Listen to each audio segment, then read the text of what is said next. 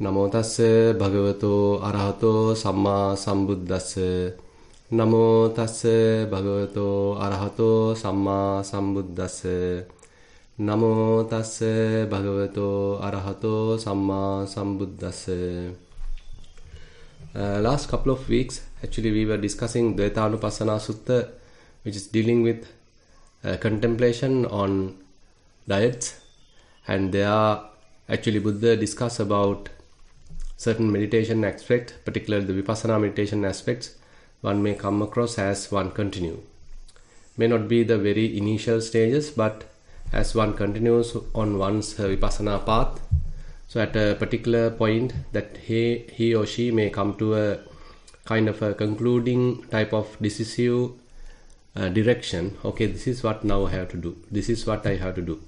So likewise, these themes are recognized and Buddha explained one after the other, and we were going through that. First of all, it was the Four Noble Truths. So after practicing vipassana, after a particular time, then one may recognize, okay, these are the things that I need to do. Okay, Four Noble Truths is the theme that I have to develop now or understand. And then the next one is based on what we call the acquisitions, using which actually we prepare ourselves, we construct a self, an individual, and that causes a lot of suffering. And once someone recognizes that acquisitions are the problem, acquisitions create suffering, so then he starts abandoning those I-making, mind-making, conceit, so that there are no acquisitions using to generate a personality, but rather recognize that developing such a personality is a cause of suffering. On the other hand, ignorance is another aspect. So whatever suffering arises, that arises because of ignorance. So then how to abandon ignorance is the main theme. Is another yogi where he is so concerned about abandoning ignorance, so that becomes his path. And then volitional activities. So we do various volitional activities, particularly kaya sankhara, vachi sankhara, chitta sankhara, volitional activities based on the body, speech and the mind. And at a particular point, one may understand, okay, I need to stop all these volitional activities. I need to calm them down, abandon all. I need to allow the mind to completely come to a standstill. So this is another area, another theme that Buddha explained as the fourth contemplation. Then consciousness. So when the consciousness is established and sprout at some particular place, slowly it grows, and that is where it is finding a footing. So this kind of conditioned consciousness, constructed consciousness, creates suffering. So how to stop this process? How to avoid this kind of an established consciousness, constructed consciousness, conditioned consciousness? So if we are able to do that, then there is no suffering. So that is another area, another theme Buddha explained, which is the fifth contemplation. Then contact causes suffering, because contact is the one particularly responsible for generating feelings, perceptions, formations, and so contact can be recognized as another root cause of suffering. So if we are able to minimize contact and avoid contact, abandon contact, so then one may not be able to go through any kind of a suffering. So one can maintain a mindset which is not going through such mundane kind of contact. So that is another path Buddha explained here. Then feelings. So this is actually someone can start particularly from the beginning. So recognizing feelings as the cause of suffering. We all know that the painful feelings are of course suffering, but not only that, even the kind of pleasurable feelings, equanimous feelings, painful feelings, all are transient, and if we are dependent on any of them, we are going to be suffered. So feelings as a cause of suffering is another theme that one can recognize. So abandoning those feelings and keeping the mind completely at a kind of a calm, relaxed, tranquil state is another theme that Buddha explained as the seventh way of abandoning suffering. Then craving is very well known, general, commonly known cause of suffering. That is the second noble truth, dukkha samudayang ariya satyang. So the craving is the cause of suffering. So abandoning craving is another theme that one may understand. Tanhakhayo nibbana. So abandonment of all the craving is the nibbana. So now one's particular interest is to abandon craving. Recognizing cravings, various desires, greediness available in the mind, and slowly abandoning that. Recognizing and abandoning that. So that becomes one's path. That becomes one's direction. So that is another theme Buddha explained as the eighth contemplation. Craving. And then we come to the clinging. Once when mind has certain desire, craving, it leads to clinging, grasping.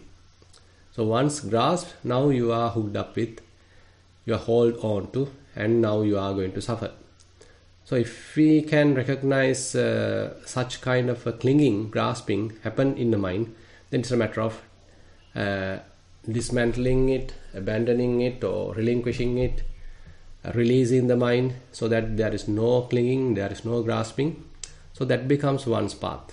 That is a mind which is completely free from any kind of upadana, free from any grasping. So this is another theme Buddha explained.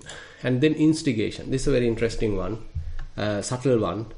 Actually, as we discuss in the volitional activities, similarly here also, one may understand, okay, I was continuing and the practice. Interestingly, after abandoning one thing, I start another thing. Once it is completed, I start another thing. So likewise, it's a continuous starting, continuous initiations. I got to stop all these initiations, then only mind come to a complete standstill, complete rest. So that becomes one's theme.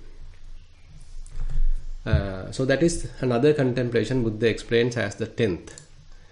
Then nutriments.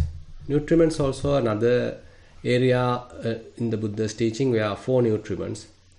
The typical, what we call as the edible food as the first nutriment, then contact as the second, volitional activities, intentions as the third, and then the consciousness, that is the 4th category of nutriment.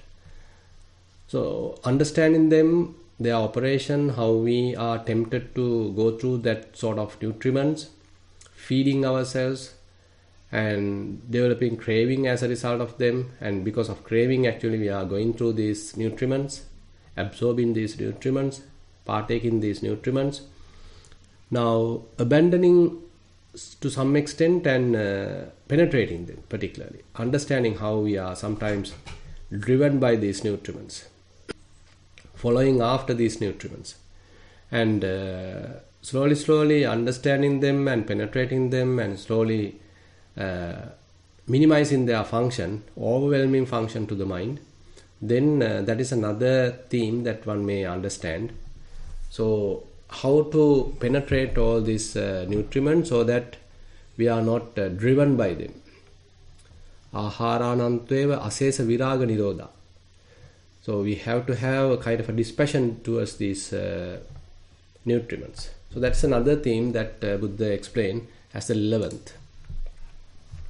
Now when there is suffering in the mind, so there is an agitation, there is a little frustration, there is a little wavering, vibration available in the mind. So recognizing that and then slowly tranquilizing the mind, calming down the mind, making it peaceful. So that is another theme that Buddha explained as the 12th, where a mind free from any kind of an agitation is a peaceful mind. So agitation, injana, is another way of recognizing the suffering. And then abandoning that is the path leading to the complete freedom of suffering. That is the 12th theme that Buddha explained. Dependency. So we are tempted to depend on so many things, to our parents, to our, say, teachers, or to our children, to our friends. So many and various other infrastructure available in the society, given by the government. So many things are there for us to depend on. But all that are quite vulnerable. They don't have any kind of a guarantee. And at a given moment, they can collapse, they can completely cease. So then we, being the dependent, actually we could be in trouble. So how to have an independent mind? Keeping the mind completely independent. So that is another theme that Buddha explained. So rather than being dependent, how to keep the mind completely independent, completely freed, not depending on anything. So that's another area Buddha explained. So if we are able to do that, then there can't be any suffering, because we are not attached to or we are not dependent on any kind of a conditioned phenomena. So the mind has to have a complete freedom. No way of arising any kind of a suffering, because suffering is conditioned. And suffering arises because of conditioned phenomena. Now, if the mind is capable of being not associating any kind of a conditioned phenomena, then there can't be any suffering. Then we discussed about the 14th contemplation as form and formless states. So various meditative states are there, and among them various rupa jhana, the material jhana, is something that people appreciate, rather than simply bounded by the sensual pleasures. More than that, one may even appreciate the formless jhana. So mind has complete, unbounded kind of an experience. But even more than that, Buddha explained, okay, Nirodha is the most important one. And we can say that is the complete cessation of suffering, complete cessation of craving, complete cessation of all the volitional activities. So that is the Nirodha. So not knowing Nirodha, one is continuously wandering in the long samsara. So understanding Nirodha is another theme. So one theme is that you understand some spiritual concentration, absorption as one possibility, but more than that, the next contemplation is that even more than that, you need to recognize Nirodha, cessation. So that becomes one's theme. So then, if we are able to maintain our mind in the Nirodha, so then actually that is a very higher level of say contemplation, where keeping the mind unattached, not bewildered, completely at rest, not creating any kind of mental formations, and not creating any craving, very much like a completely contented mind. So that is another theme that Buddha explained as the 14th. And truth and felicity. So this is what we discussed last time. So actually this one and the last one, what we are going to discuss today, happiness and suffering, are fairly related. And in this actually Buddha explained how the mundane people, they may be celestial beings, they may be Brahmas, or they even be what we call human beings, or different groups of beings. Actually they consider whatever conditioned phenomena as the truth. But the nobles, they say they are not the truth, because they are impermanent, subject to suffering, change, and they are not under any control, so they cause suffering. So therefore it is not the truth. So the state of mind, if one is able to maintain, which is completely independent, so that is a fairly truthful area that one can depend on. So same thing further Buddha explained as the 16th, but from a different point of view. Yam bhikkave sadevakassa lokassa samarakassa sabbrahmakassa sassamana brahmaniya pajaya sadeva manussaya idang sukhanti upanijjhaitam tang ariyanang etan dukkhanti yatha bhutang sammappaññāya sudittam ayang ekanupassana. Now here Buddha mentioned, so in this whole population, which includes devas, maras, brahmas, and various ascetics, brahmins, all that different groups of humans, they regard, okay, this is happiness. All this conditioned, sensual stuff is kind of happiness. So this is what they decide. But the interesting thing is the noble ones have seen well with correct wisdom that this is suffering. On the other hand,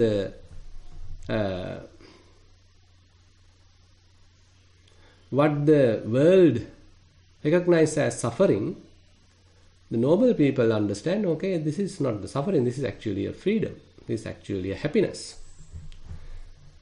So previous contemplation, actually the theme is truth and the felicity, but here happiness and suffering.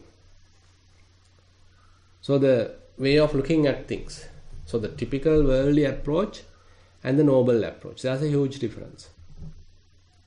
So in the typical worldly approach, they consider all these different kinds of sense impingements, maybe forms, sounds, smells, tastes, tangibles, thoughts, and all that brings us happiness, and we need to acquire them as much as possible, we need to possess them as much as possible. Then only we call ourselves, we are wealthy, rich. And so that is why people are going after all this. So going after the pleasure principle. So this is the typical approach the world has taken. And they consider this as truth, and again they consider this as the happiness. But the nobles say this is not the truth and this is not the happiness. A complete contradiction is there. So last time we discussed why it is not taken as truth. Because what we have perceived is a distorted perception.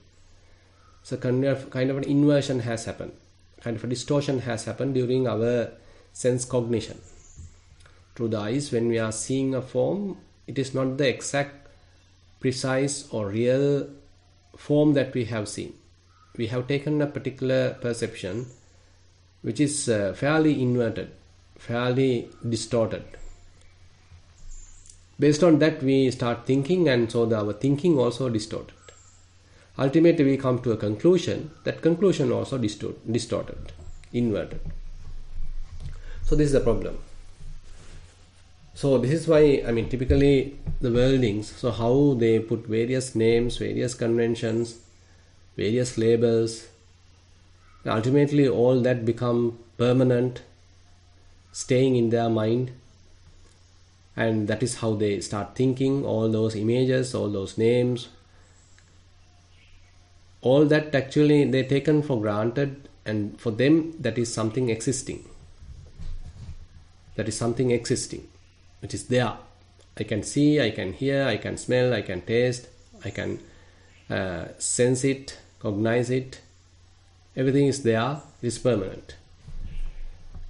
But on the other hand, when someone is through one's vipassana skills, want to thoroughly analyze it, thoroughly investigate it, then slowly one may understand, okay, all are inconstant, all are quickly changing, very transient.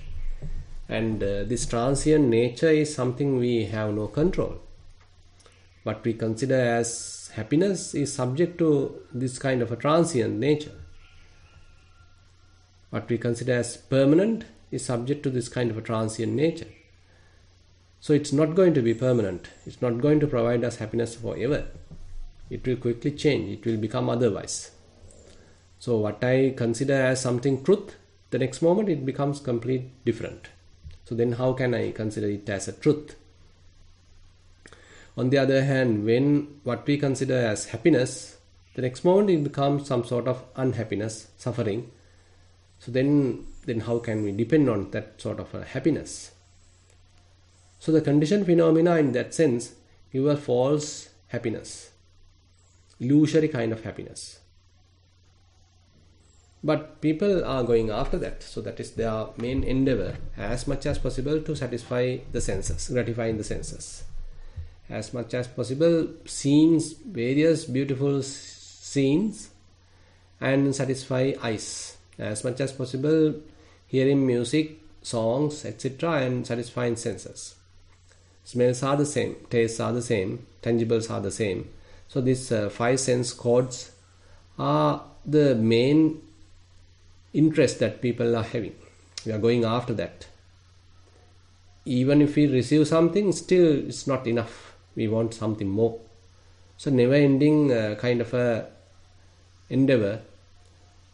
Even a millionaire or billionaire is still not satisfied. Even a wealthy person is not yet satisfied. Something is lacking. So this desire, this craving is quite responsible for that sort of a mentality. Even one has so many things, still not feeling happy, not feeling fulfilled, not feeling complete. So the sensual world is like this. So even though we have a car, maybe a family, maybe a good house, maybe a good occupation, maybe a good account balance, and a good reputation also maybe. Many things are there, but still feeling something lacking. Uno loko atitto tanha daso. So people become slaves to the craving. Internally there is a thirst, some unfulfilled desire. So therefore, all that what we acquire going to change. So therefore, we can't say that we may be happy forever. Only a temporary satisfaction. It can change at any given moment.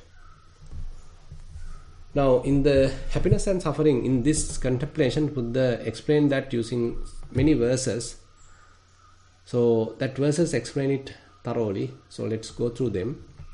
Rupa saddha rasa gandha passa dhamma cha kevala ittha kanta manapa cha yavattiti uchchati.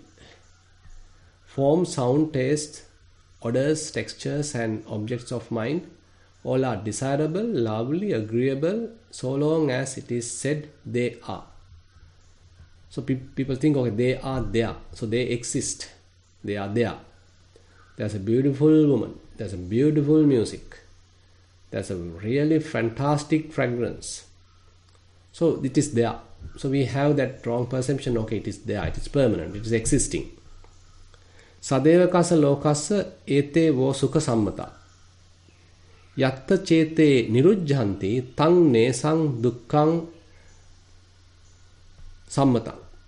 But when these things change, when they become otherwise, oh my goodness, I lost that, I am crying, I am worrying, I am weeping, because things have changed. Things cease to exist and they consider it as suffering. Suppose there is a beautiful song and I am enjoying that, I am maybe appreciating that. Probably next day I might get to know, okay, that singer has passed away. Or while I am listening to that music, okay, there is no electricity. There is a cutting off of electricity. Or someone else come and make a noise. I am being disturbed. I couldn't completely absorb to that music because someone has disturbed. Some noise has come. Or whatever the recorder which is playing it come to some sort of a fault. It's repeatedly telling the same thing. So I feel completely disgusted because I couldn't enjoy it to the fullest. Okay, you are interested on particular teledrama and you are very used to that. You enjoy that. You expect that to be telecast on a particular time, particular day. But while you are sitting, okay, immediately they say, okay, the schedule has changed. They are not going to telecast it today. It's postponed. So you feel completely unhappy. You felt that I want to see it and this is what my happiness is, this particular teledrama, what is going to happen to the characters today. So you are anxiously waiting, but all of a sudden the program, they say, okay, it's not going to telecast today. And you are somewhat enthusiastic about a particular fragrance and you want to buy it. You are searching, it is not there. It's all sold out. Or while you are wearing it, say on the way you come up with a kind of a little accident and maybe a garbage can fallen or someone has thrown some garbage or you are enjoying your beautiful fragrance, but it can change.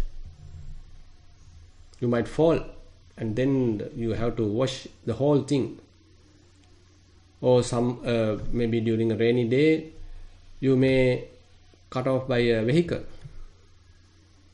trash the muddy water. So all that can happen. But we were expecting some sort of happiness, enjoyment, satisfaction, but it is not guaranteed. So it becomes otherwise. The whatever we planned, whatever we were wearing or enjoying, it completely starts the opposite. It becomes something otherwise. So at that moment we are suffering. We couldn't maintain the happiness for a long time.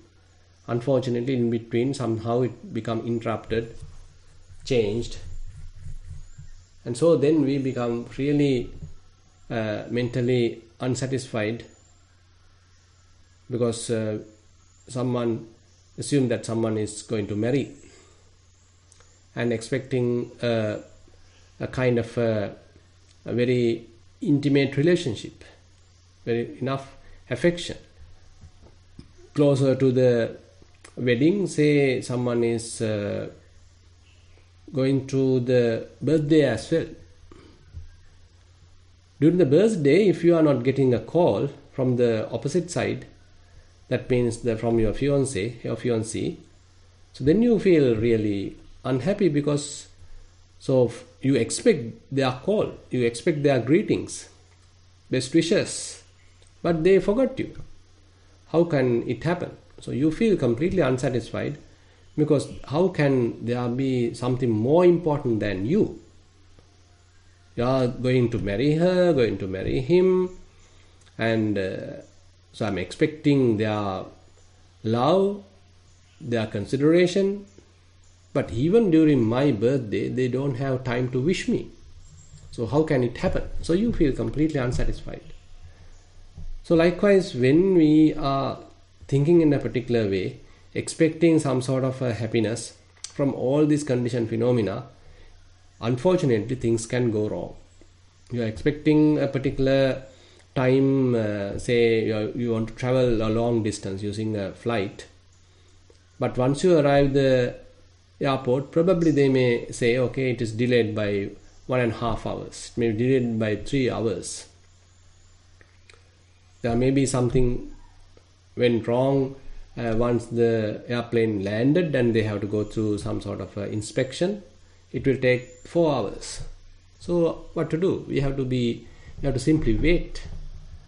So you had a lot of plans, ongoing other list of activities ahead, but everything has to be now rearranged because you have to wait at the airport for a long time.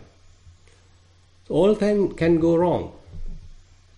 But we consider it as complete suffering because we expect a particular way of behavior, but it is not happening. Sukhanti dittang ariyehi sakkayassupa rodhanam pachanika hoti sabba lokena pasata. Now the nobles actually consider abandoning of personality view is very, very important. So that is the happiness. But complete opposite is what expected by the typical worldlings. Running counter to the entire world is this of those who see. So because they promote personality. They promote personality view. Okay, I am an individual. I am a very important person. So I have this wealth. I have this wife. I have these children. I have this husband. So this is my house. You see my reputation and you see my occupation. I am a well-known person. I am a VIP. So I am so and so. So I am promoting that. So that self-view is something encouraging and something appreciated, and that is what we think we have to build as much as possible, and that is what we indicate in a more important way in our CV, and we feel important. I am a special person, I am a respectable person, I am an honorable person, and that is what people are expecting, to become respectful, to become honorable, to become reputed, to become admirable, to become beautiful, become someone special. So that others have kind of a center of attention. So that is what people are as much as possible trying to do. So become the fastest runner, to become the best sportsman, sportswoman. So all that becoming process is something that they encourage, and that is what we want to achieve. But the Dhamma says, the Noble says, okay, you need to abandon that personality view. It's a kind of a false view.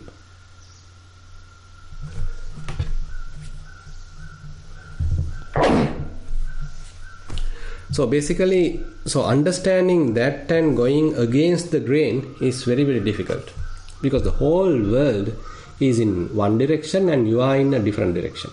The whole world say, okay, you need to build up this individuality, you need to build your personality, you need to highlight yourself, you need to show your colors, you need to defeat the other person, you need to whack the fellow, you have to win the race. So that is what the world is saying. But you may understand, okay, it's a completely foolish task.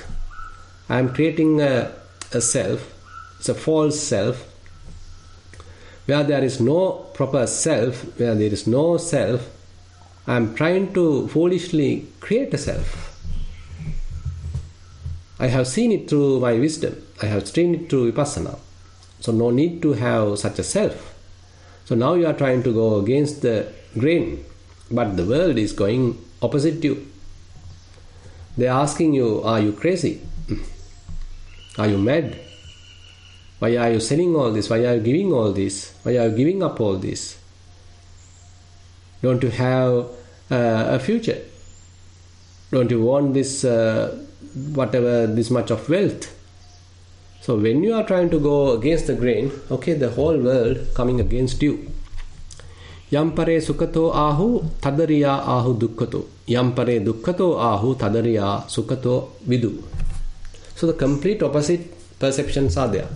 So the world says, okay, having all this wealth, saying all that is mine, it belongs to me, having so many different, say, titles, being an important, very recognized person. So that is what we need. That is what the happiness. So the world says like that, but the nobles say the opposite. Okay, I have to abandon things, I have to let go things, keep the mind relaxed, unburdened, not attached with anything, not possessing anything. The mind has to be empty. So it's the complete opposite. So what the nobles say, what the Aryas say as empty and all that, so for the worldly being, so it is utter nonsense. So they consider it's going crazy. Passa dhammang durajanang sampamulhassa viddasu newtanang tamohoti andhakaro apassatang. What others speak of as happiness, that the noble ones speak of as suffering. What others speak of as suffering, that the noble ones have known as happiness. Behold this Dhamma, hard to comprehend. Here the foolish are bewildered. There is gloom for those who are blocked, darkness for those who do not see. Satancha vivatang hoti aloko passatam iva santikena vijananti maga dhammassa akovido. So Buddha mentioned, for the one who can't see, so it's everything is like blocked, thing like bewildered. But for the ones that who can see, it's very much like the darkness as dispelled when the light is on. And at that moment everything is clear. So you are very much like everything is very, very clear. Because you can see things, because the light is switched, is on, the light is there, illumination is there. But unfortunately the others, even though Nibbana is so close, they can't see it. Santike na vijananti magga dhammassa akovida. Even though it is so close, the brutes unskilled in Dhamma do not understand it even when it is close. Satancha vivatang hoti aloko passatam iva. But the people who can see, who have eyes, they easily can see the reality. Bhavaraga paritehi bhavasothanusaribhi Mara dehiyanu pannehi nayang dhammo susambuddho. This Dhamma is not easily understood by those afflicted by lust for existence, by those flowing in the stream of existence, deeply mired in Mara's realm. Konu anyatra ariyehi padang sambuddha marahati yam padang sammadanyaya parinibbanti anasavati. Who else apart from the noble ones are able to understand this state? When they have correctly known that state, those without influxes attain Nibbana. So these are very powerful verses that Buddha included in the last section of this sutta. And Katukunde Ananda Thero in his book Magic of the Mind, so all these verses, he put them in a little poetic way. Let us go through that. Very beautifully he has presented the same thing in a little more poetic way. Sights, sounds, smells, tastes, touches, ideas, all that what they deem desirable, charming, pleasing things, of which they claim it is. That means it is existing. As far as their claim extends, the world with its gods is agreed that these are pleasant things, and wherein they surcease, that is unpleasant indeed, say they. As bliss the noble ones have seen the curb on selfhood bias. Behold, in contrast is their vision with that of the entire world. So there's a complete contradiction. But others spoke of in terms of bliss, that as woe the saints declared. But others spoke of in terms of woe, that as bliss the saints have known. Behold, a norm so hard to grasp. Baffled herein are ignorant ones. Murk it is to those enveloped, as darkness unto the undiscerning. But to the good wide open it is, as light is unto those discerning. So near, and yet they know not, fools, unskilled in the norm.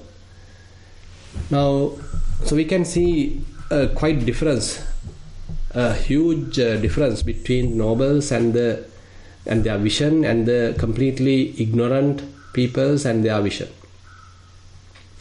So complete difference is there. So the nobles say something is happy, and the ignorant say it is complete unhappiness. And nobles say something suffering, and for the ignorant, so that is the happiness. So there's a huge difference. So therefore it is quite understood that how people may oppose what you are doing, how people may oppose your way of life, because you are trying to be more frugal, you want to be somewhat secluded, sometimes maintain a mind quite tranquil without going for any sensual gratification, without participating into parties, not going into various kind of carnivals. Rather, you are enjoying your solitude, not going after various sights, sounds, smells, tastes, tangibles. And interestingly, you are even trying to keep your mind still, not even thinking. So the others actually can't even imagine it. How are you going to keep your mind completely still without a thought? So what is the happiness? So they may ask. But for them, actually, more they have, the more sites they can see, more films, Netflix they can see, or more music that they can enjoy, more beautiful smells that they can sense, the luxurious hotels from which they can partake their food, the most beautiful partner that they can be with. So that becomes their ultimate. So that is the happiness. But the opposite is there for the renunciant, the yogi, the practitioner. So they understand their futile nature, impermanent nature, unsatisfactory nature, never-ending nature. So they go for a different path. So they want to be secluded, they want to meditate, not going to get disturbed, not participating into these kind of parties, rallying, etc. And they become fairly calm, relaxed, tranquil. Mind become peaceful. And there may be even situations where there are no thoughts. One can recognize the inner silence. So being in the inner silence. So they start being in the inner silence. There is no any sensual pleasures. There is no any particular pleasurable feeling as such, but they are internally satisfied, contented, like what they have everything now. So mind become completely satisfied. So different kind of way that the nobles have taken, but the opposite is given in the typical mundane world. So when this whole verse is uttered by the Buddha, it is mentioned that 60 bhikkhus were completely liberated by hearing this sutta. And as you can remember, this sutta also preached by the Buddha while he was in the Nissarana, in the where what the lady Vishaka has built. And at the same place, actually, Anapanasati Sutta also Buddha has preached. And here we can see a very interesting way that Buddha presented the whole Vipassana path. And of course, as we emphasize, this is not for a beginner, but when one is continuing one's Vipassana path, at a particular juncture, at a particular moment, they may recognize one of these or many of these. Okay, this is what I have to do. And maybe later, another day, you can recognize, okay, this is also true. Okay, I can do in this path as well. So you may start recognizing many different paths, and all are actually merging, all are helping each other. Now, of course, you can see, for example, if you say abandoning craving as the cause, or abandoning clinging as the cause, so very, very similar on the other hand. They have interrelationship. Craving causes clinging. Tanha, paccaya, upadana. So they have relationships. On the other hand, contact, feeling. So this is another area. Contact causes feelings. So either you are abandoning feelings or either you are abandoning contact. So they have a certain relationship. On the other hand, volitional activities also are conditioned. They also caused by the contact. So there are relationships. And this, say, instigation and volitional activities are somewhat similar. So there are some subtle differences. In the volitional activities, you are broadly examining the bodily activities, verbal activities, mental activities, and calming down all that. So you are in utter peace. You are sitting cross-legged or maybe very quiet, and mind there is no speech. The verbal activities also have completely calmed, and now it's a matter of calming down the mental activity. So you come to a kind of a complete standstill. And on the other hand, instigation, so you, rather than being driven by various activities, various jobs, tasks, responsibilities, so you find a kind of a rest, allowing the mind to have a rest, viveka nisitang, and you appreciate that relaxation, maintain that, so that you are enjoying that relaxation. On the other hand, say independency, anisita. So maintaining anisita state, completely independent state of mind. So that and the upadana go hand in hand. So if you are completely freed, not dependent, you are completely independent, that means you are not clinging as well, not grasping as well. So that is what Buddha highlighted in the Satipatthana Sutta. Anisitocha viharati nachakinchi loke upaditi. So you are maintaining a mind completely free, completely independent. So that is possible only when the mind is not grasping anything in the world. So they are interrelated. And the Four Noble Truths, of course, is another theme where you recognize, okay, the suffering and the cause of suffering, and you are developing Noble Eightfold Path so that you are able to maintain the freedom of suffering. It's complete cessation of suffering. So likewise, there are very interesting relationships in this sutta, and again fairly important sutta for the Vipassana yogis, and it's quite inspiring. And with that note, I like to conclude today's sutta teaching session, and with that actually we can conclude the whole series based on the Dvayatanupassana sutta. Thank you, Bhante. Sadhu, sadhu, sadhu. If anyone has any questions, feel free to raise your hand or send them via the chat. And then earlier today, a little bit before the talk, I had sent out an email with the retreat schedule. So you can find the information in your email. If you didn't receive it, just send me a message and I'll be sure to forward it to you. I'd like to invite Joseph for the first question. Thank you, Jennifer. Hello, Bhante. Yep. Well, thank you. This has been an amazing journey. It's been 4 months. I realized that we've been working with this sutta 16 weeks. Good. And I mean, it's quite intense. Yes. That we've been on this theme for, 4 months. That's a fair amount of time. Yeah. And I just maybe some things, some small things I kind of noticed.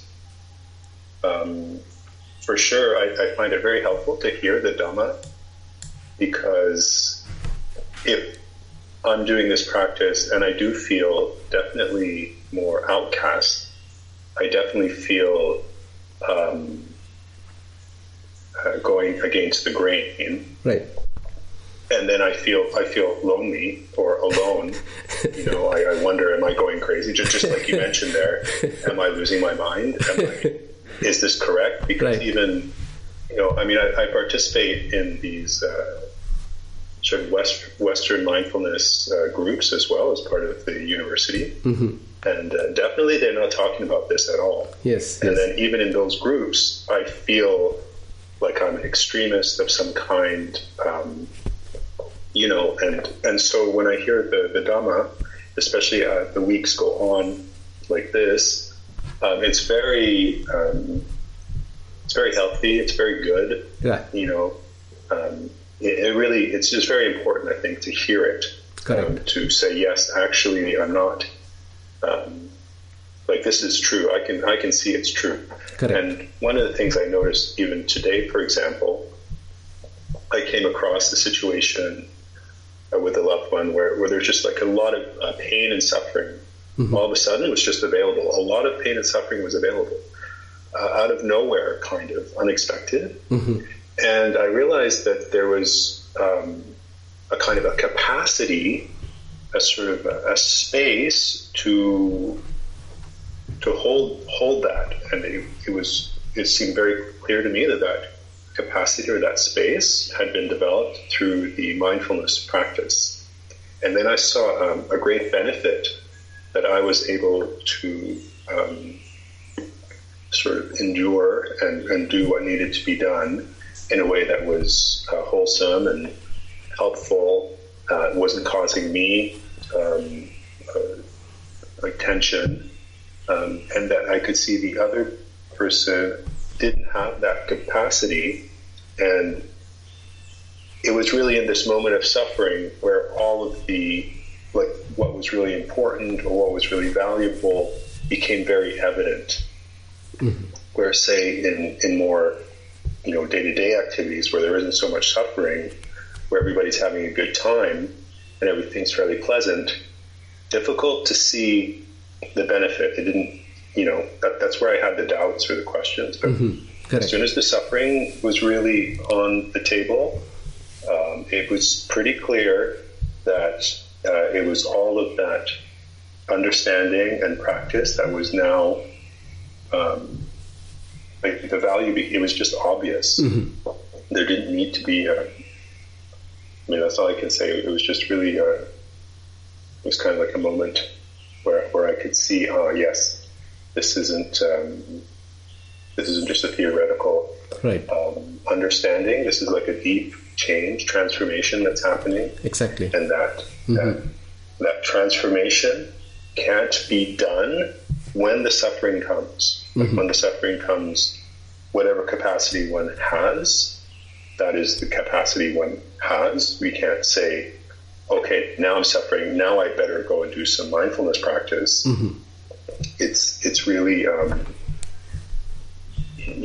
kind of, I guess, we're practicing for those moments. And then I could also see, this is just one example of suffering.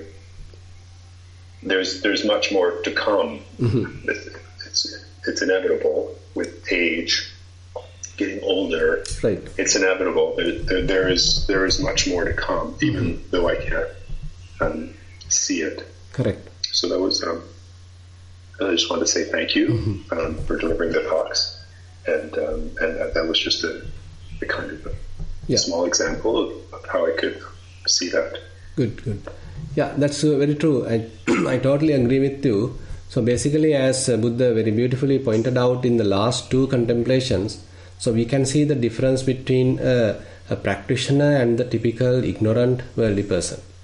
So the ignorant worldly person know only the sensual desires, they know only the sensual pleasures, because we being in the sensual world, and that is what the prominence was given. Beautiful sights, beautiful sounds, beautiful smells, tastes, tangibles.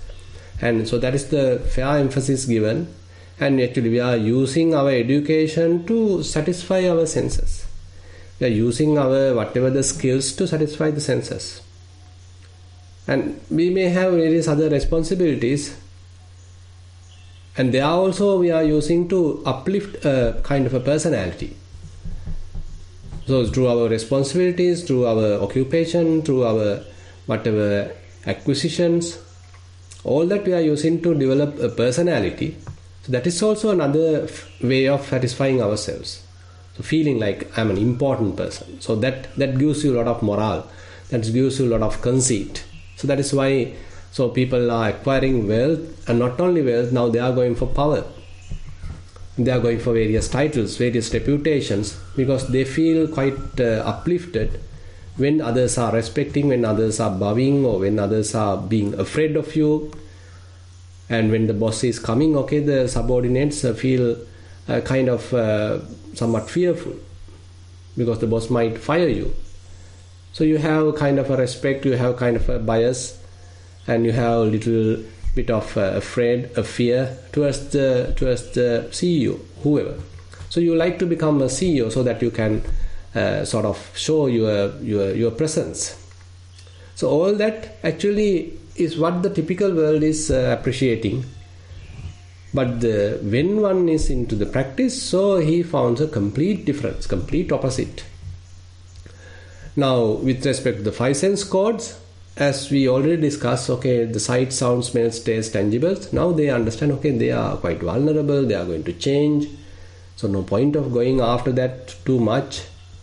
Let me simply somewhat come back to myself, be with myself, let's start the inner journey.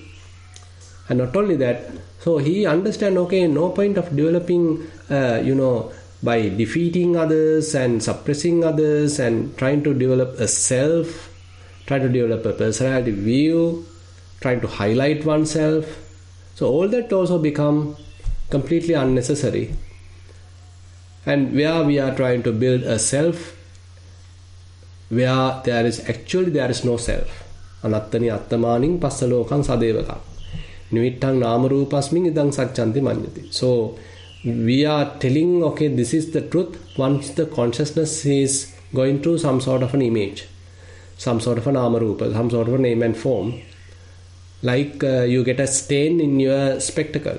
So when there is a stain in your spectacle, if you attribute it to something outside, telling, there is a mountain, there is a rock outside, so that's a complete illusion, kind of a delusion.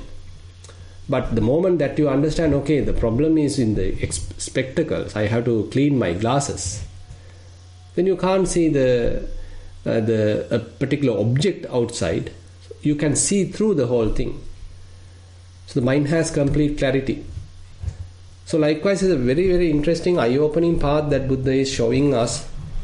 So the more one is in that path, so then slowly he still can navigate through the typical conventional things. So actually we don't need to take a kind of a stand telling, okay, now I have to renunciate, I have to come to the forest, I can't be with the world now. We should not go to that kind of extreme either. So while being in the world, can we go against the grain? So that's a challenge. So say for example, that is a challenge. Yeah, that is the challenge. So while others are trying to tempt you, while others are trying to,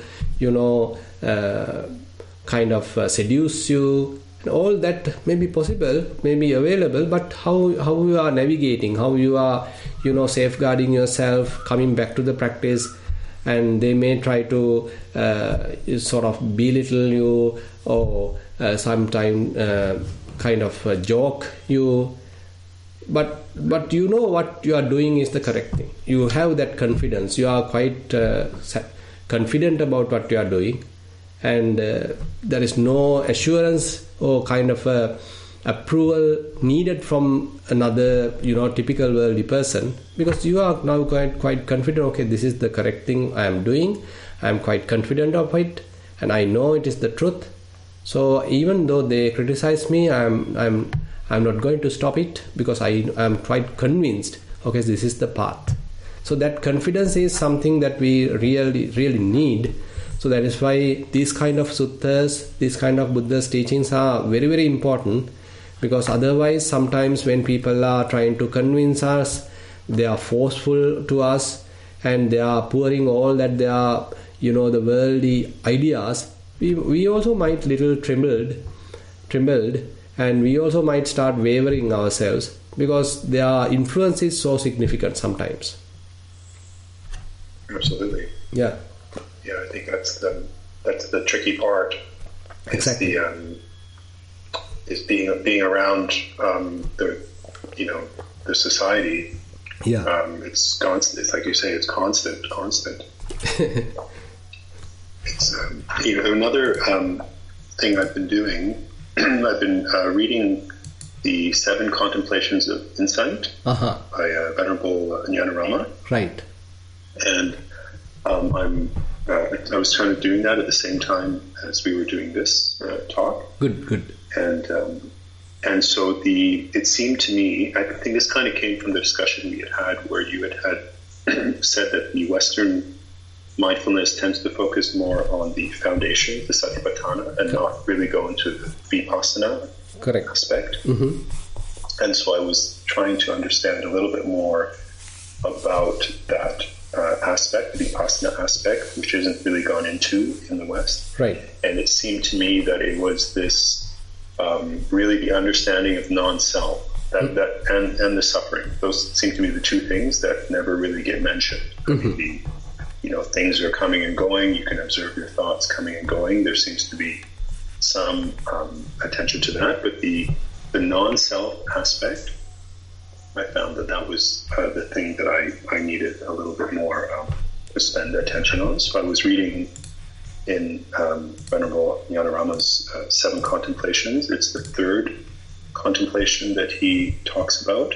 Right. So in my practice, I was able to notice how sounds that were coming, or the sensations in the body, or the thoughts were all coming of their own accord. Like they were just coming. There was no self that was making them come. They were simply coming and going, and that to me seemed fairly clear that was an ungovernable or ungoverned non-self aspect.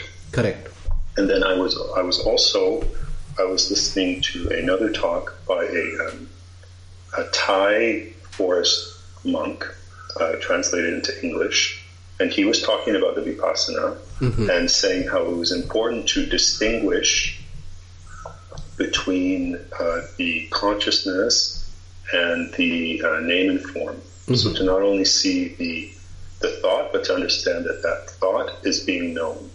So I was sort of I was kind of moved by that, and I started to notice, and in my practice the past week or so, where a sound comes, I notice the sound, but then I also notice that the sound is known, and that knowing of the sound, which I'm labeling as the vijnana, I'm assuming that that's the consciousness, and I can see is also a non-self, and that it's just happening automatically. Exactly. Like the sound comes, the vijnana appears, and it seemed, at least in the beginning here, there was a kind of like just a barrage of sensations, sound, sensation, thought, and then with each accompanying one, this awareness of the knowing aspect, and it seemed to be just like a constant stream of these. And I found that a little.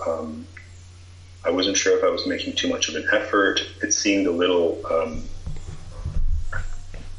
Say previous to that, I was in more of just a tranquil state, more of a real sort of calm state.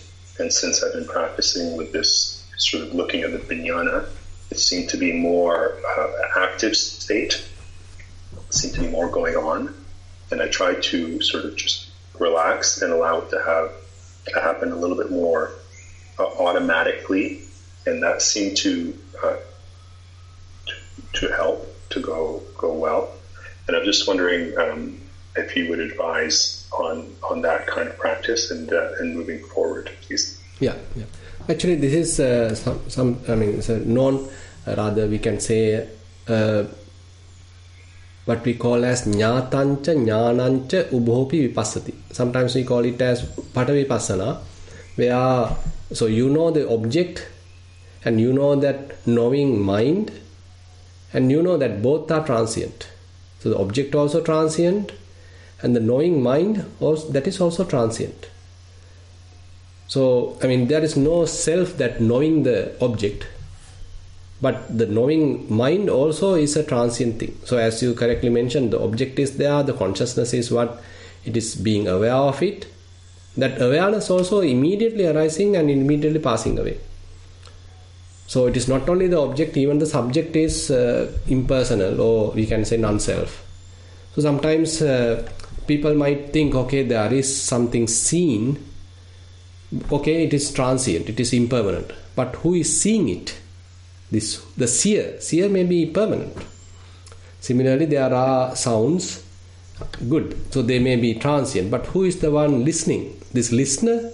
Okay, listener may be permanent. Okay, there are smells, tastes, tangibles, good, that they are transient, but who is the sensor? So this sensor may be permanent. And similarly, there are thoughts and various mental states, mental objects, and they may be transient, but who is the knower? The knower is the self.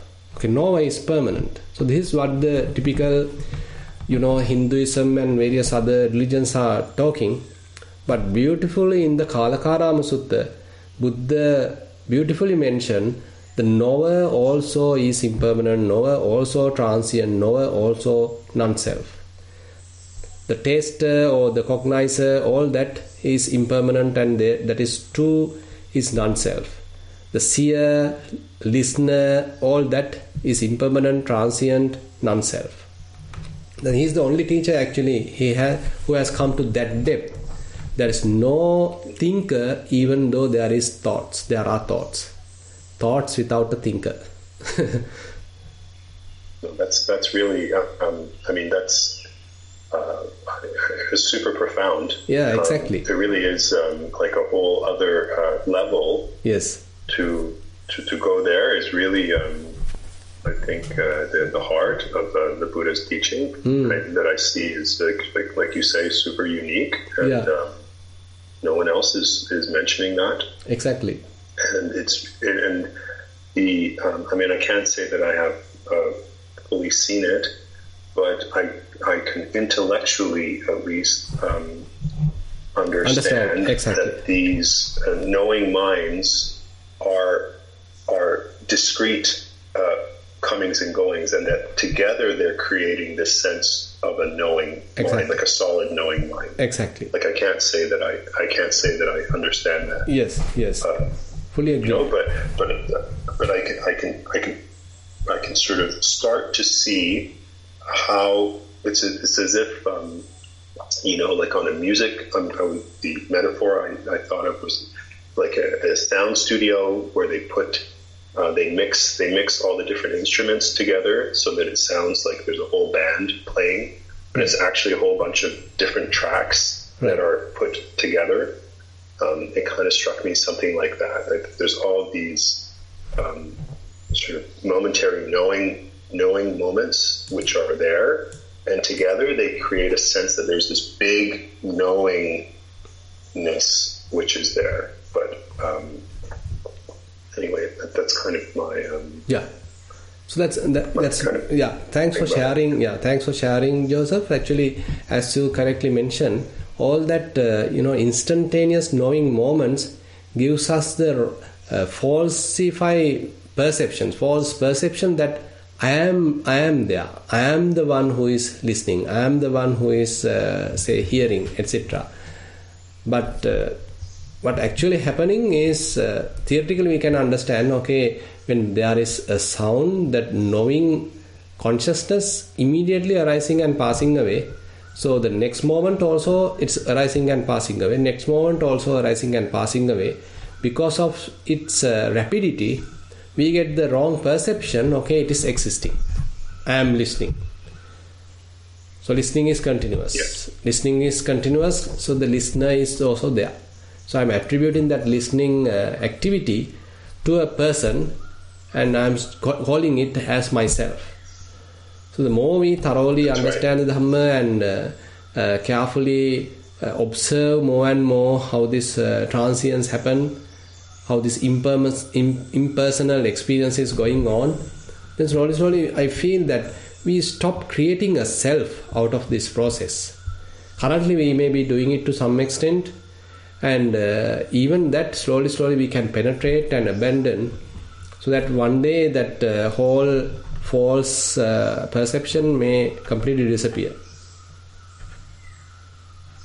Thank you, Bhante. Yeah. Thero Saranai. Thero Saranai. Thank you, Bhante, and thank you, Joseph, for asking and sharing. I'd like to invite Kumudini for the next question.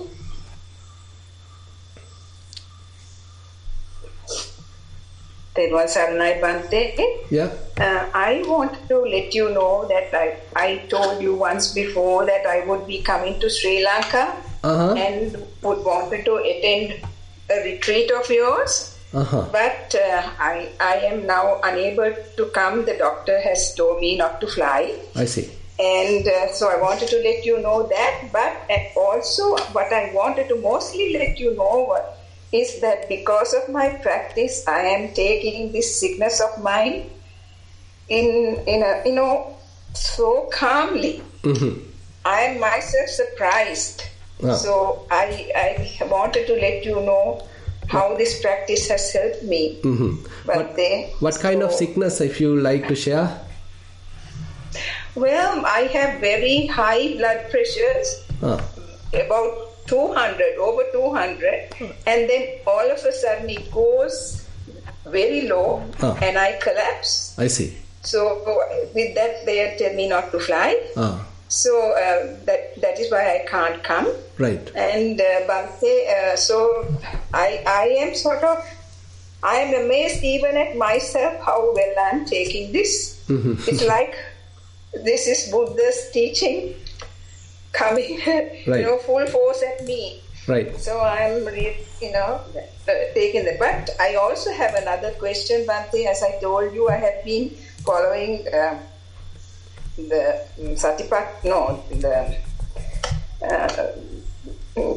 I've been studying. I wanted to ask you about the 8 persons mentioned in the sutra of what is that sutra called? Ratana Sutra. In that it talks about 8 persons, but according to the Abhidhamma, it does not, you can't say there are 8 persons, because they say the moment you have Magga, the Phala happens soon immediately. After. So what are they? How are the 8 persons coming there? Yeah, that is why, I mean, the Sutta understanding is very practical. So, I mean, the Sutta understanding is more practical, and according to the Suttas, so Magga is one, Magga is there, and the one that who is practicing the path is one thing. We can say a person for the time being, for the clarification, and then after some time only he may achieve the realization. So the fruit, that is the phala. So therefore, in the practical sense, yes, that is but the only thing is that someone can analyze. Okay, you are coming on a particular path. So you were in the path, and now once you achieve the realization, now you are in the fruit, now you are in the phala. So that previous moment you are in the path, okay, now you are in the fruit path, or now you are in the fruit, now you are in the result. So it's in the last moment, it's kind of a momentary. One can analyze like that. Now say for example, now assume that someone is running on a marathon. So while he is running and he's getting closer to the finish line, but he's still running. But assume that he is now just 1 inch away from the finish line. And next moment that he's finished, he's completely won the race, so he has completed the race. The next moment he completed the race. So then we can say, okay, the previous moment you are in the path, next moment you are in the finished, you are in the result. But of course we can practically understand he has ran a marathon, he has gone through a long distance, recognizing all that, practicing all these necessary qualities, skills, then only he has arrived the result. So therefore the Sutta understanding is more practical, where you give a fair emphasis on the practice, and you develop certain qualities, you develop certain skills. Slowly that helps to achieve the result, achieve the goal. And there are instances that Buddha explained, say for example, using various similes. Say for example, there is a hen, a cock, that she is, what's that called, maturing the eggs. There may be a proper term for that, I can't remember. Hatching the eggs. Hatching the eggs. Yeah, hatching eggs. Yes. But there may be times that she might think, okay, why still didn't my chickens didn't come out?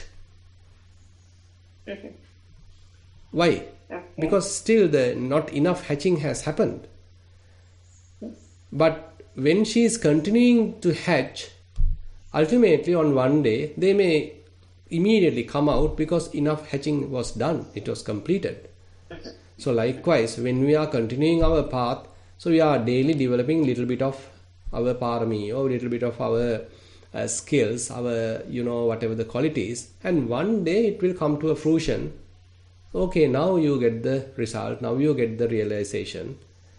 So the realization is very much like instantaneous, but for that to happen, you have to come a long path. You have to come daily practice. So daily practice is the one giving you that strength, giving you that the necessary qualifications, skills. Ultimately, you achieve the goal. I see. That your explanation sounds more plausible than the Abhidhamma. Abhidhamma says one thought moment is phala. The next one, immediately following, is the fruit. Mm-hmm. Yeah, I mean, so Magga and phala. Yeah, Magga and phala. More logical to me. Yeah. So, yes. So this is the difference. So sometimes we are trying to be too analytical and trying to give a kind of an expression, kind of a formula. But from the practical point of view, I feel suttas are very close to our heart and encourages the practice and being more practical, and then developing ourselves and just more connected to ourselves, we can relate with those teachings more easily. Thank you, Bhante. Thero Saranai. Much merit to you. Yeah, Thero Saranai. Okay, thank you. And taking the questions in order, there's a written question here.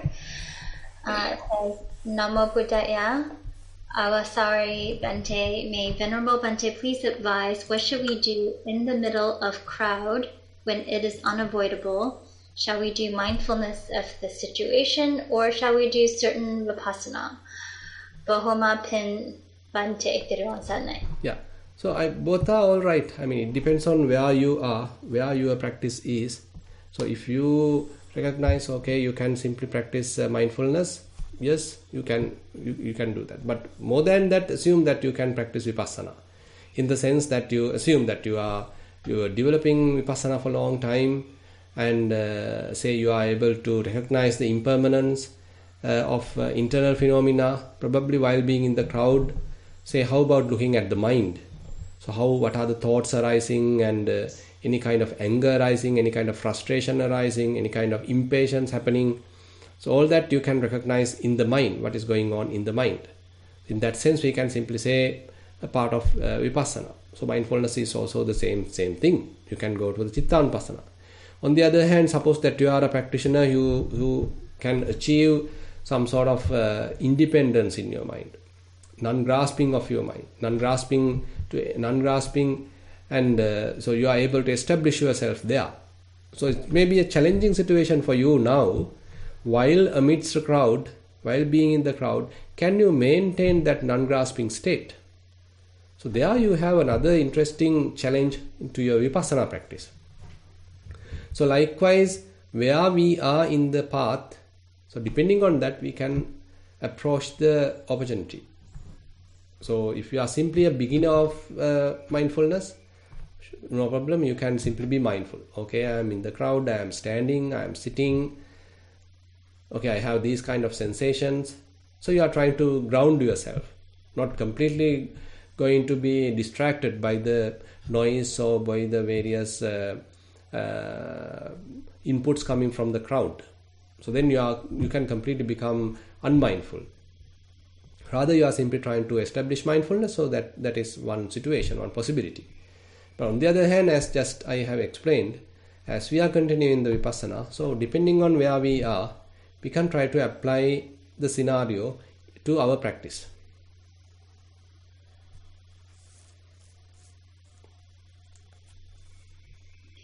Thank you, Bhante.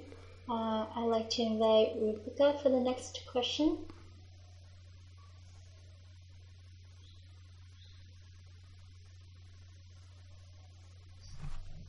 Rupika, you may unmute.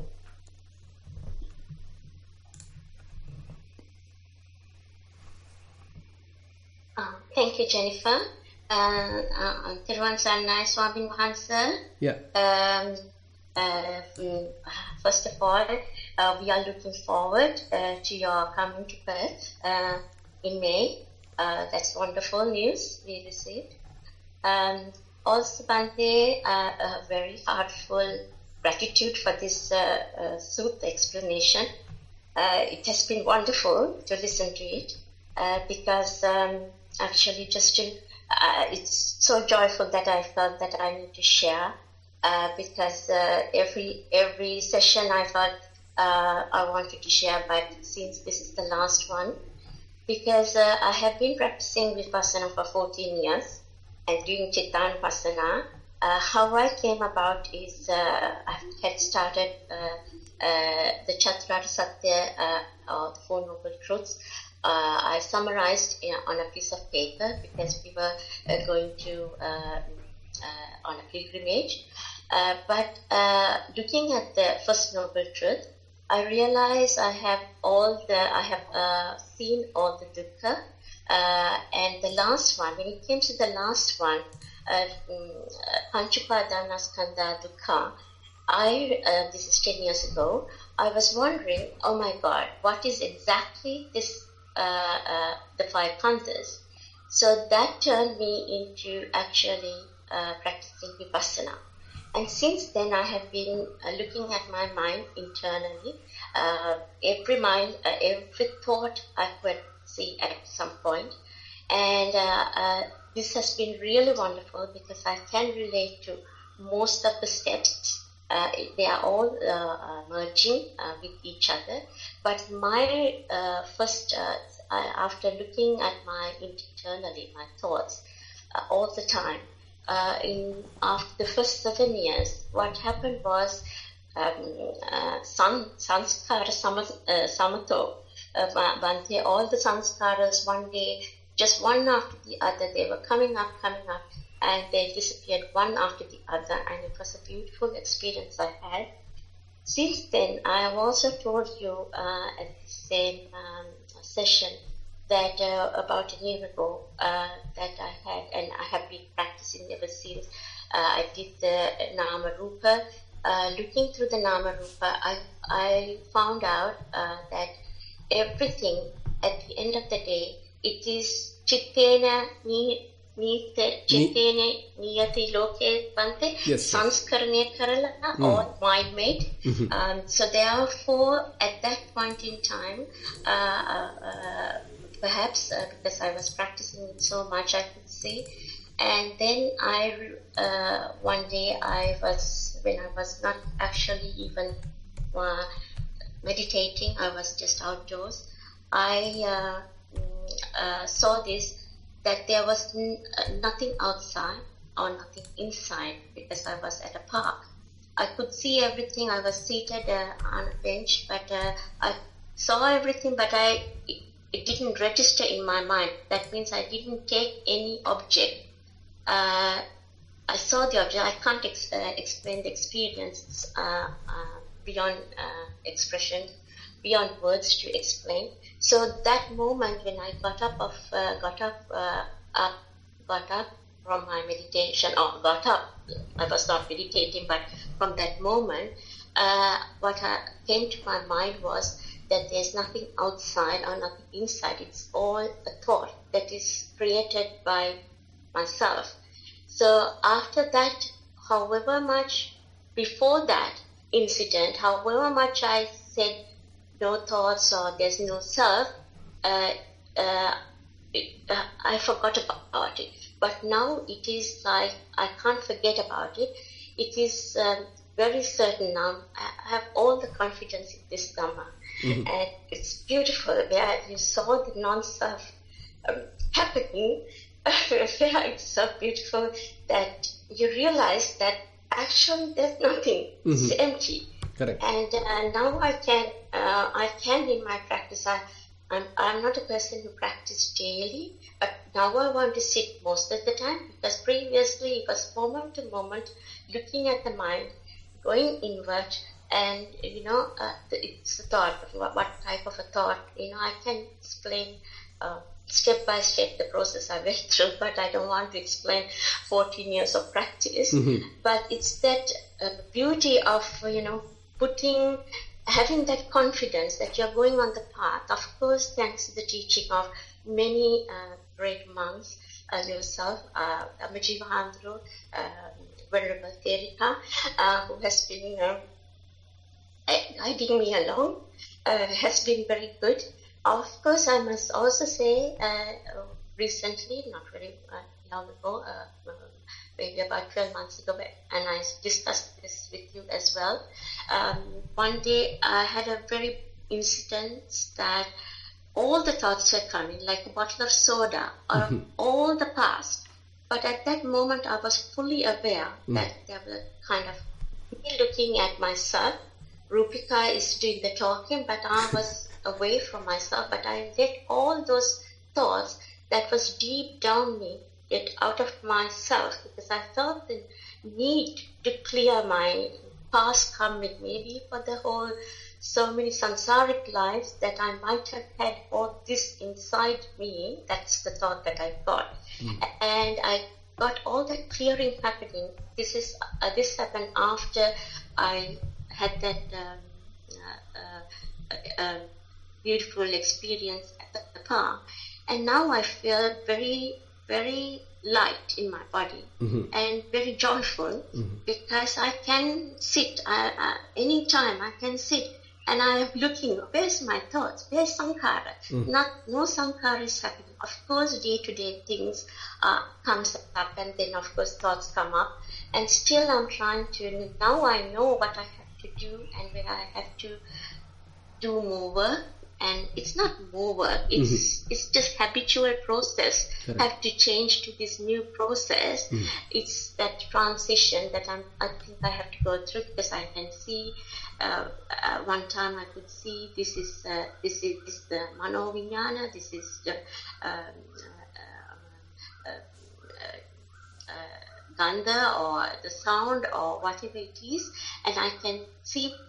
But now I can go for a long time. When I say long time, 10-20 minutes, and I'm like waiting for sankhara to happen, but even something happens, I can disregard. There's nothing, there's absolutely nothing, it's empty. It's just the mind trying to trick me into a self. And understanding there's no self, actually most of these things about upadi, vedana, upadana, agitation, all these come to, it just falls into the place. So I just wanted to share that this teaching. Thank you so much. My heartfelt gratitude. Because of this sutra, it gave me really confidence that I'm really, the practice has put in that effort of 14 years of looking at myself within me, not outside, my fault. It has actually brought me to a very beautiful place. Very happy about it. Thank you so much. Thanks for sharing your thoughts and your experience. So that is the really encouraging thing, because sometimes when we start our practice, we can't find a direction. Where am I going to move forward? Because people are talking this, people are talking that.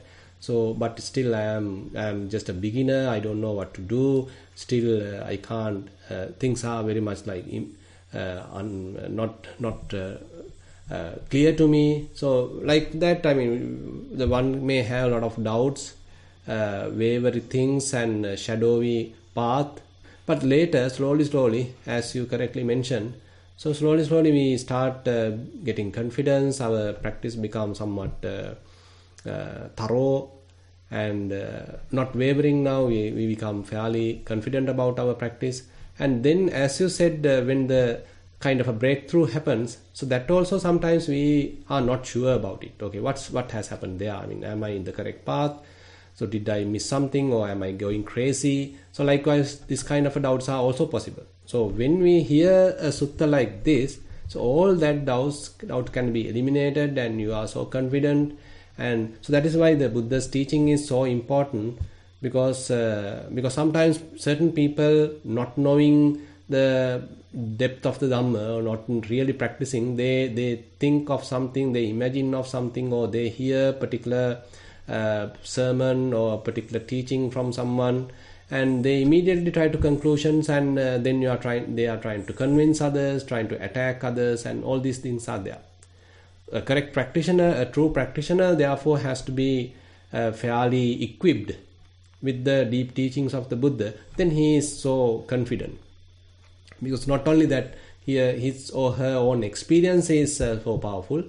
More than that, now he has the thorough affirmation, certification given by the Buddha's teaching. Okay, in this particular sutta, Buddha mentioned like this. So, okay, I am experiencing this right now, so I have no doubt about it. So Buddha has affirmed that. Buddha has given the certification. It is not that I am trying to say show off myself, or you are trying to look down another person, but you internally you understand, okay, even though he is telling like this, I have no doubt about it. I am quite confident about my practice. This is what I need to do. On this particular sutta, Buddha has mentioned like this. I am entirely experiencing the same thing what Buddha is explaining. I am quite confident about it. So therefore, in certain suttas, Buddha mentioned this suttame jnana as a kind of a weapon. Because sometimes people are only known to Dhamma through their limited experience, and they come to various conclusions and immediately trying to generalize it. And they are telling it to everyone. But and we have to have a kind of a long-term experience as well as a thorough understanding about the teachings of the Buddha. Then only we can confidently say, okay, this is exactly going to happen, and in this particular suttas this is mentioned. So likewise, that is a kind of a weapon that we can avoid any kind of a confusion or perplexity is going to happen in our mind. So therefore, the teachings is utterly important, extremely important. Particularly the suttas are extremely important, so that we develop the confidence. They start, addressing us. They start eliminating the doubts, giving us a lot of confidence. So then our confidence become more and more, thoroughly established. Yes. Thank you so much, Bhante. That's very true. Yeah. Because most of the time when you're practicing, it's quite hard, because even though there were so many difficult times, because I never gave up. Because when I started doing this 10 years ago, I knew as soon as I put the Four Noble Truths down on a piece of paper, that this was the blueprint that I had to follow. Mm-hmm. And first dukkha sakya is the starting point. And when I went through that, I knew all the dukkhas I have encountered, and I was confident. But when it came to the Panchapadanaskandha dukkha, I really at that time didn't know exactly what Buddha meant. So that is why I thought, okay, I had to do Dvayatanupassana, and went on, and I could see how I made the story, then the habits, how to cut the story off.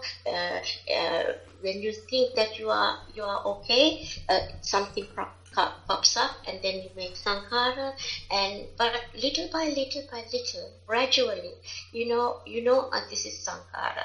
That you don't need to go there anymore, and like that. And sometimes the thoughts are coming, and every single thought can be seen by them. I can see every thought. That Correct. drives me really, really mad as well.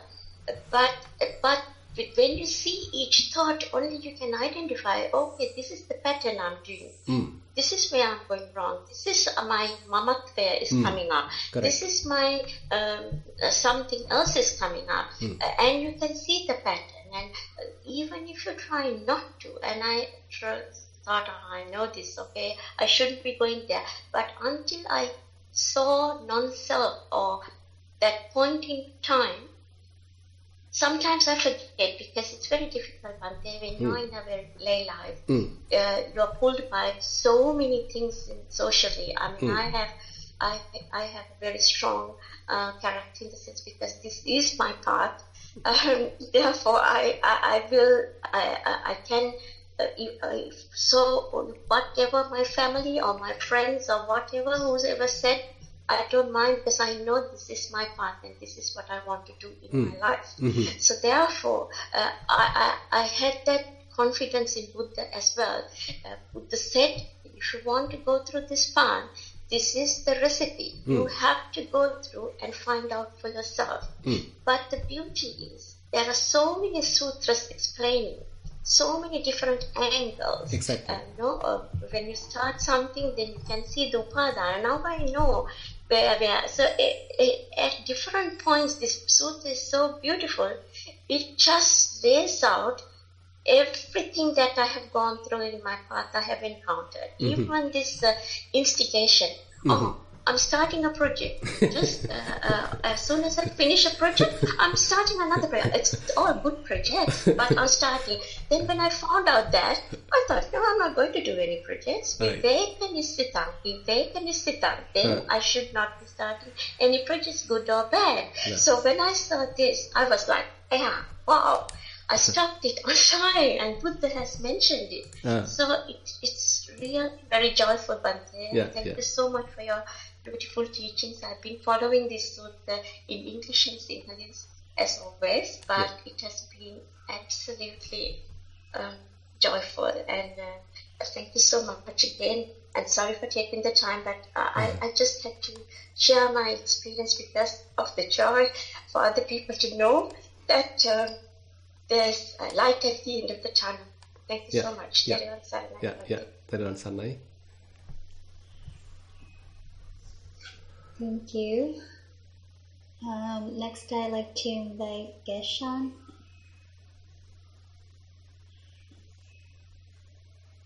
Saranai Pante, I hope you can hear me. Yes. Excellent. So I really like the conversations and the questions that was raised. The very last point that was made as well, with the Viveka Nisitang, I recently, after I came to Sri Lanka, and I saw certain changes. I came after a long time to Sri Lanka, and I saw certain changes, and I saw certain individuals, parents, that they are struggling to with their kids and etc. So when I got here, I thought that I was kind of a person who didn't want to do a lot of projects. I was in Viveka Nisitang sort of a environment per se. And then when I came, I think I got hooked. And my sister basically asked me to sort of start up a project.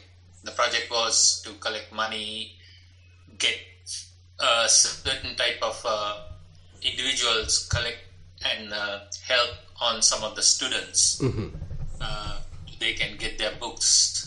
So it wasn't a matter for me to just write a check, but the noble way to sort of do it is encourage others, talk about the process.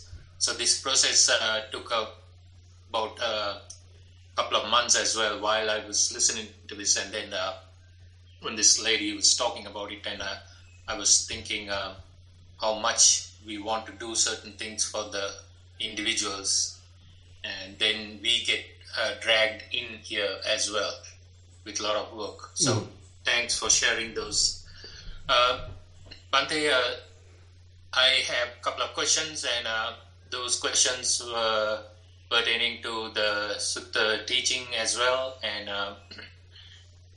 I think I have asked this question earlier. So these type of teaching is for a person who has sort of gone through certain type of a practice, not just a beginner. And I see that because I see some of those changes as well but I really haven't gone into all 16 aspects. I have only sort of sees maybe several of the aspect of the feelings, maybe the contacts, consciousness, and so on and so forth. So my question for you is,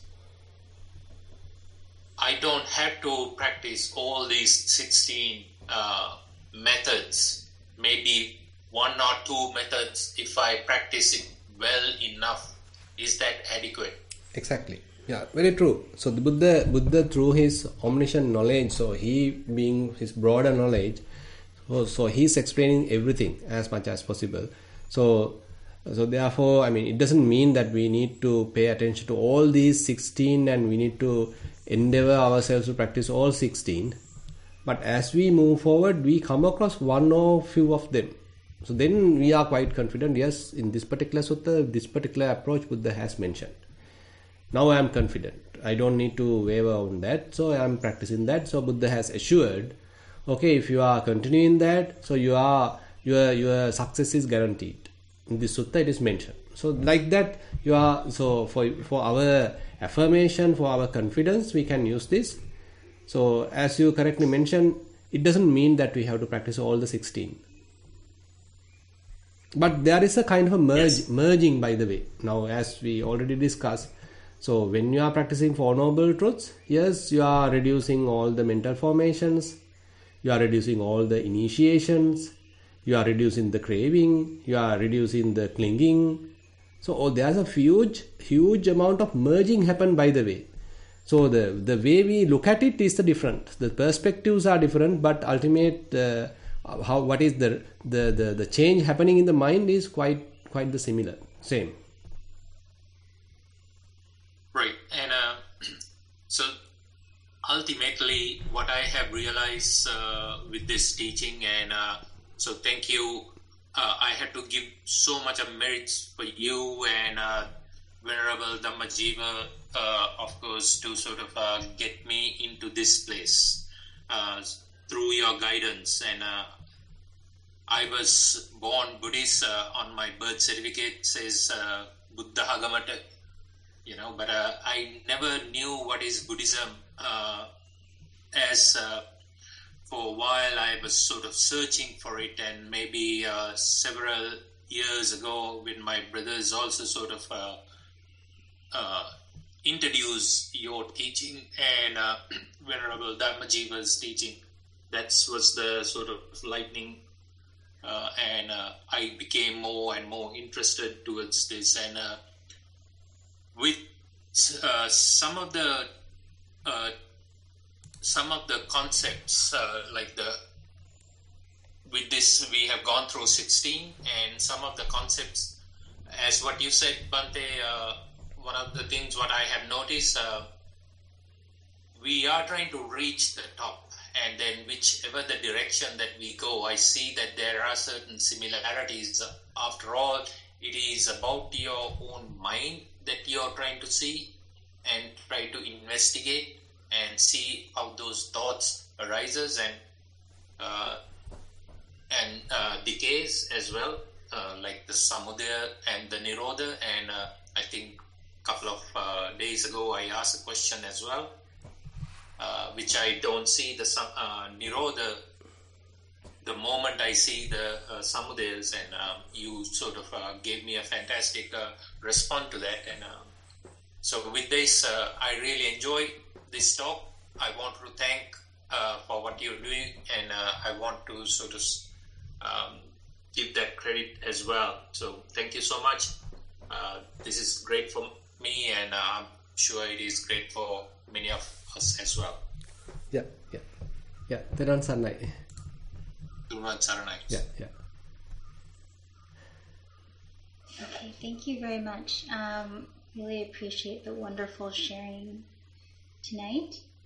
Bhante, there's just one last question. I believe you answered this last week, whether you will be conducting a retreat in Perth, Australia. Yes, so I got the invitation. Now it's fairly confirmed. Now I am working with the acquiring of visa. So they are organizing a retreat in Perth, Jahana Grove, in May 3rd to May 9th. 2024. And who can contact if no one's to that is Mr. Percy Asaratna.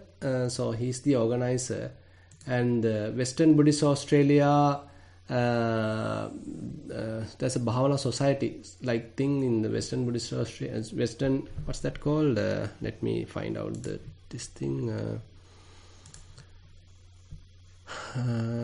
Western Australia Buddhist Society or something. So I'll give you more details, Jennifer.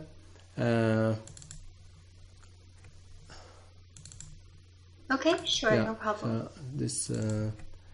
They are called Sri Lankan Meditation Retreats, Western Australia.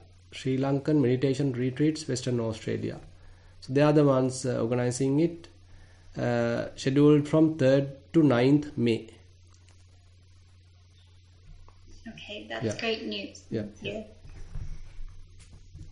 I believe that's all of the question on my side, Bhante.